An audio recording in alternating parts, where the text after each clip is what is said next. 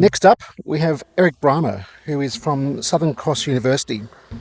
Eric specialises in researching the reciprocal nature of health and well-being from nature-based experiences and performance in adventure and extreme environments.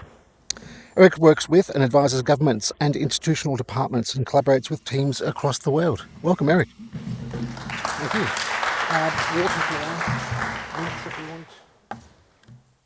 Thank you. Now I'm just going to check I can work this. So, yeah, fantastic. So that picture, by the way, just so that you can place that, it's not some random picture. I'm the one leaning out this, taking the photo. It was very wet at the time and I got absolutely soaked doing it, but it brings back so many memories for me. We spent 3 months on the Ganga River, moving from the very top to the very bottom. So I love that photo and it brings back all sorts of memories, but it also sort of it epitomizes what I'm going to be talking about today, and that is a fundamental aspect of what it means to be human, no matter where you're from, no matter who you are, and that is the role of the natural world. So thank you very much for inviting me, and I'm hoping that there'll be something here of use for you today. And if not, I don't have a phone number, I don't have an email, so... But before I start, I should say, anybody want to shout out, what does nature mean to you? What was that, sorry? Peace? Connection? Feeling? Healing? Fantastic. Anything else? Aboriginality? Wonderful. Grounding? I love that one. Oh, I took two at the same time then. Over here. Threatening. Ah, interesting. Oh, it's threatened. Yeah, fantastic. I think I need a microphone going around. We don't have the time. And what was it down here? Oh, peaceful. Yeah. Exciting. Fantastic. Safe. Yeah, interesting. I'm actually... Yeah. Sorry? Volatile. Now we're getting there. Which nature? Expand a little bit for me. Ah, very good. Freedom. Okay, fantastic words. It's a whole variety of different words that we've come up with. And as we go on, we'll expand the range of those words from very, very scary, I'm about to die, to it's the best place, the most peaceful place for me to be. And all those meanings, all those words, all those experiences are legitimate. But that doesn't take away the impact of the natural world and why that we need to take this aspect a little bit more seriously. So what I'm hoping to do today is just give you a little bit of background of international research across the world, because it's all about the human-nature relationship.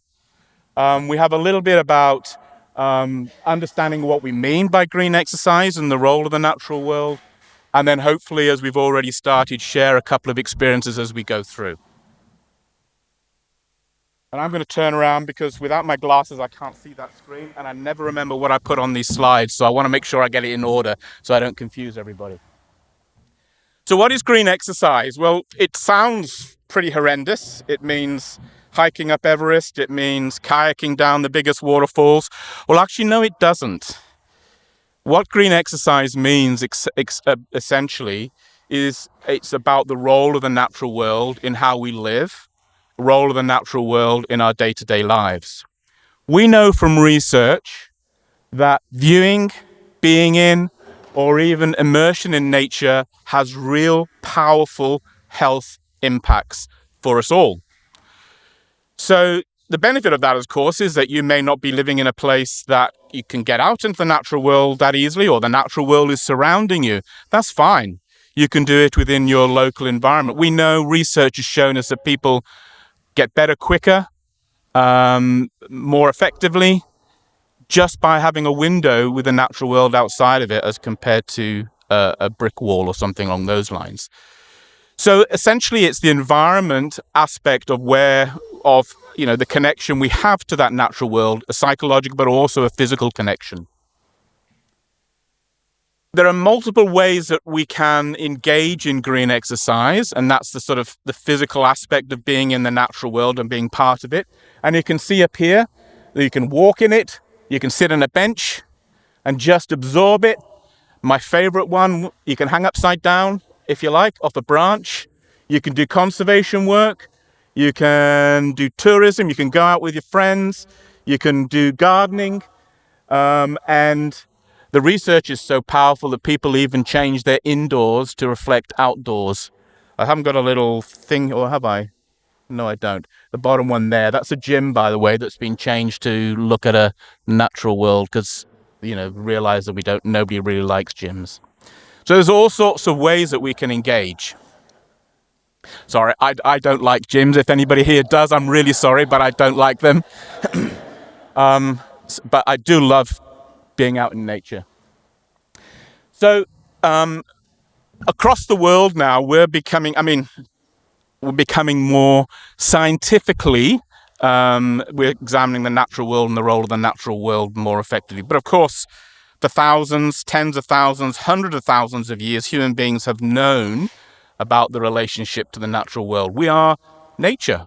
We are part of the natural world in the same way that the kangaroo, the fox, the bear is part of the natural world.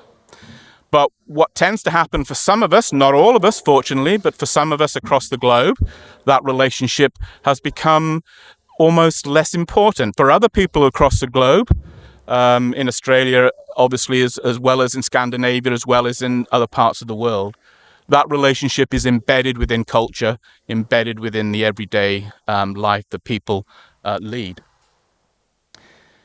The really important part from a physical activity perspective, which is why people like it more or seem to have more impact, is that there's no determination in terms of what's right or wrong.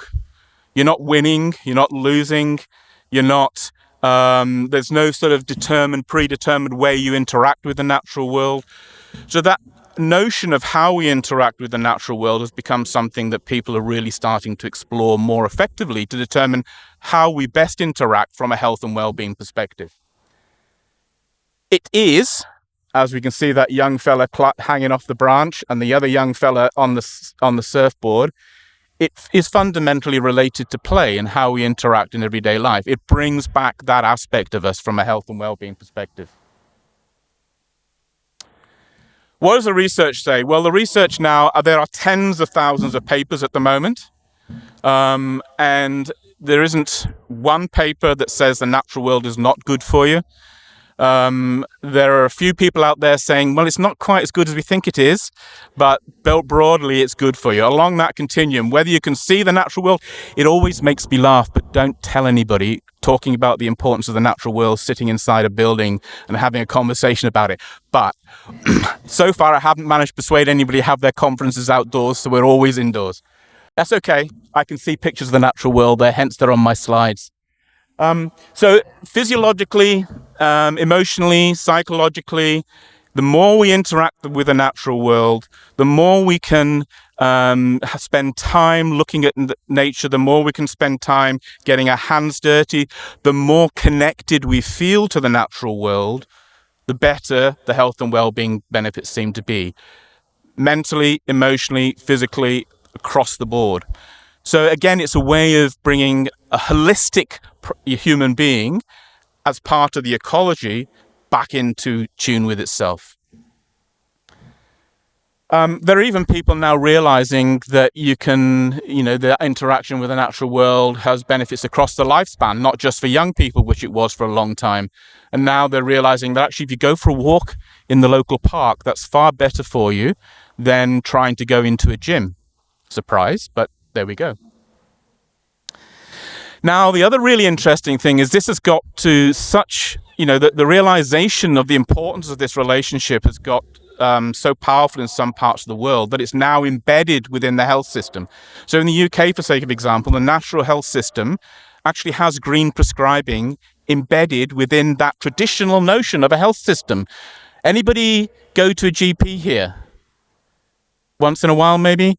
Next time you go to your GP, ask if they can write you a script for social prescribing of nature-based experiences. The more we do that, the more likely we can embed that within Australia. It's relatively new here in Australia, but within the UK, the National Health Service actually has an arm that is actually focuses on how we write scripts within that old medical model to help people interact with the natural world. Most often in a social context, community gardening, or maybe it's doing something else outside in a social context, but that's now embedded within the health system. Not yet in Australia, but slowly we'll get there. Okay, so how does it? The important bit, I suppose, is what do we have to do? How do we get those benefits? Well, from a theoretical perspective, there are two arms that have traditionally been the ones that that scientists have taken. That is through the person, or that is through the environment. So a particular kind of environment give those particular benefits. What do those environments need? Or it's all about how we perceive the sort of psychological aspects of things. And that's one of those two is the reason we get these benefits. I would argue that they're missing the point entirely. And maybe we'll see here whether I'm right or whether I'm wrong. A little bit more of an activity for you. Can you give me some words to describe that picture? Sorry? Green? Beautiful? Serene? Clean? I've got two there. Sorry? Cold? Yeah. I've got one down here. Oh, yeah. Oasis. Peaceful. Okay, fantastic. Now I'm going to ask you to look at it very carefully and see if you can think of other ways you might describe the natural world. Pardon? Dangerous? Huh? Tumultuous. All right, I'm going to ask you now to bring yourself down to childhood. And if you were a child, how would you describe that? Fun. What else? Slippery. Adventure. Wet. Lots of sticks to pick up and throw about. Places to paddle. Places to climb. Places to hide. So all of a sudden, we get to a different experience of what the natural world is about, which is neither the description of nature or comes through our psychology. So now we're starting to think about it as a relationship. Opportunities for action. Those opportunities could be physical, it could be sticks, it could be opportunities to fish, it could be opportunities to climb, opportunities to grow, hide, etc. Technically, if you're interested, that's called affordances. If you're not interested, ignore that last little section. But that's what we're looking at now, is how those relationships build. It's an ecological approach. It's an approach that says we are in relation to the natural world. So how do we best understand that relationship? So it's that bit in the middle that's become more important.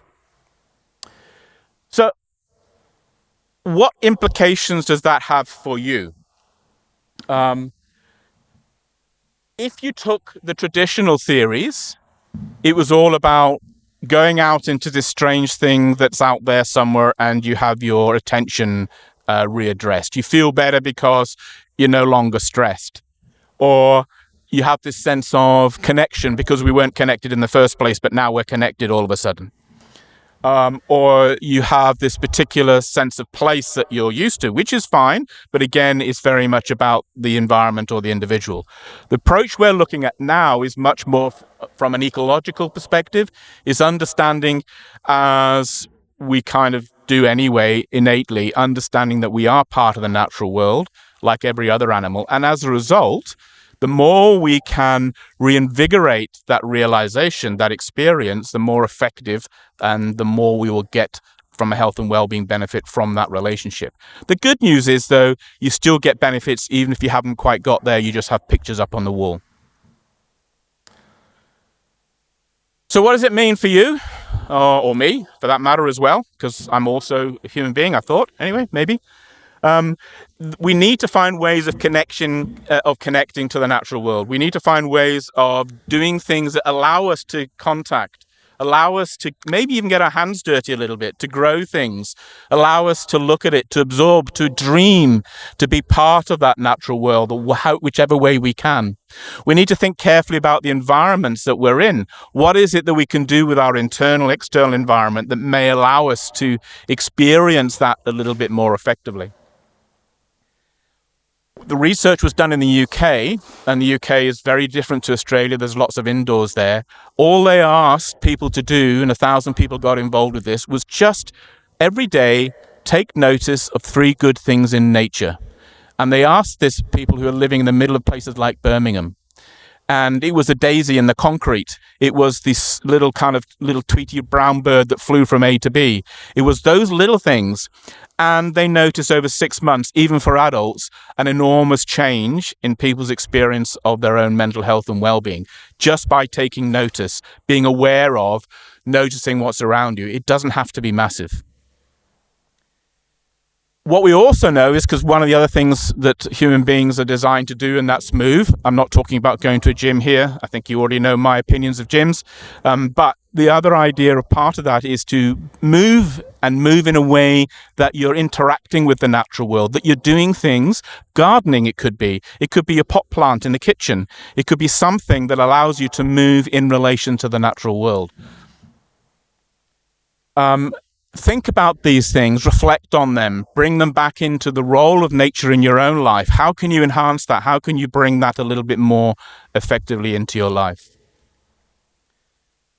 If you can, do as much exploration, immersion type activities, and they don't have to be massive. They can be just little things. Instead of taking that concrete pathway from A to B, why not just kind of go off it a little bit and see what happens to your body if you're trying trudging through the leaves or the dirt? Okay, we don't particularly want snakes here and all those sort of things, but even within a city environment, you can find ways of just taking off the pathway and seeing the impact of that for you.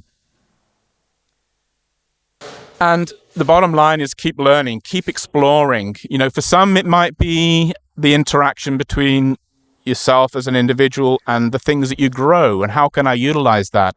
Are there ways that I can maybe grow them myself? For others, it might be they might live closer to a park, or they might live further outside of a city, so they can do different things.